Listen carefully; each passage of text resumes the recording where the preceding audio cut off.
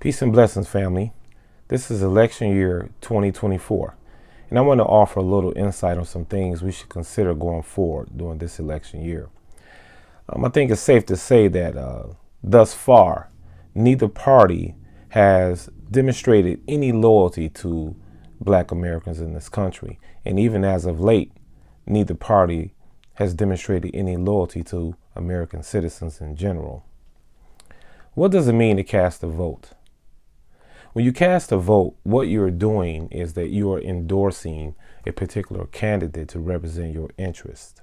What you are actually saying through that act is, I believe in everything this country has done, everything this country is doing, and everything this country intends to do. And the person that you are casting your vote for is the person that will best represent your interests. Thus, I think it's safe to ask ourselves a question. And that question we should ask ourselves is where do we stand in the current hurricane or storm of current events, with world events being the way that they are? Where do you stand morally, ethically, and even in principle? Does the candidates that are running today represent your interests?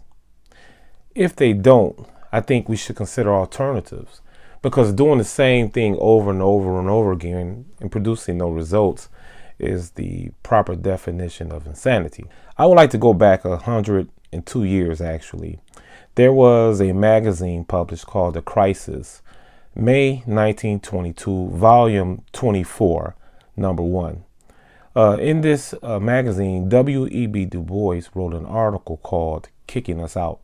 And in this article, he talked about how various political candidates during the decade of the early 1900s to the 1920s, how there was a volleying between different candidates, Woodrow Wilson, Howard Taft, and a few others, and how these people were kicking Black folks out of their parties, didn't want the Black vote, shunning Black people, pandering to Black folks, and not delivering.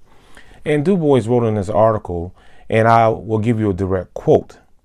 He said, "May God write us down as asses if ever again we are found putting our trust in either the Republican or Democratic parties." This was in 1922. This is the year 2024. How do we expect for our interests to be represented when we have no power? And as a powerless and oppressed people, the main objective of an oppressed people is to assimilate and to merge into the mainstream society. Usually oppressed peoples don't have the desire to define reality on their own terms, although there's a small segment of the oppressed who fight back, and their total desire is to annihilate this oppression. So putting our faith and putting our hope into voting, how does that change the problems that we are faced with? How is a candidate going to change mass incarceration, the food deserts we have in urban communities across America? How can voting change the violence that plagues our communities, poor health, the failing health of Black Americans?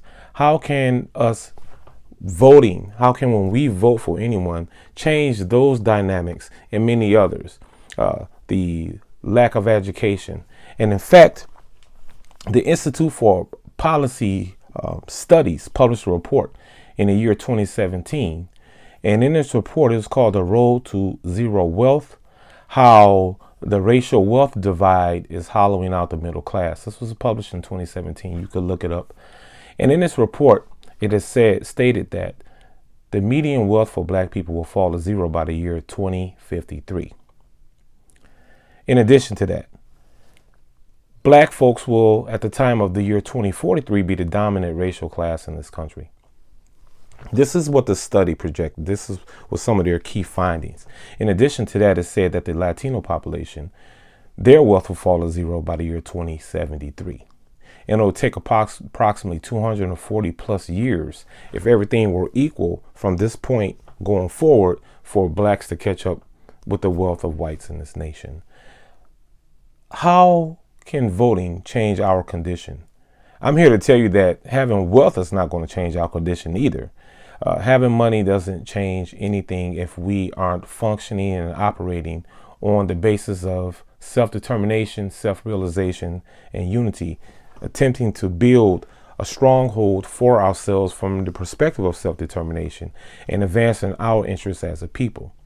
As you can see, the nation itself is not about the business of even serving its citizens. It takes the money of citizens, whereby you have citizens in the country living in tents, living 60% living from check to check. People in the country are having hard times, but politicians find the time to send money to foreign states, governments and countries in proxy wars, engaged in proxy wars in Europe. They can send money to a criminal settler apartheid state. They can send money to the South China Sea for their interests, but they don't have money for their citizens in this country who every day they go to work and attempt to build this nation. These people are out of the box. They're not even considered.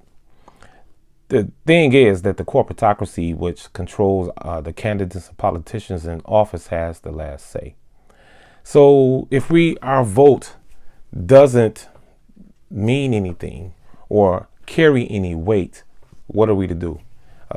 Voting to me seems like an exercise in political masturbation. It may feel good, but nothing comes of it.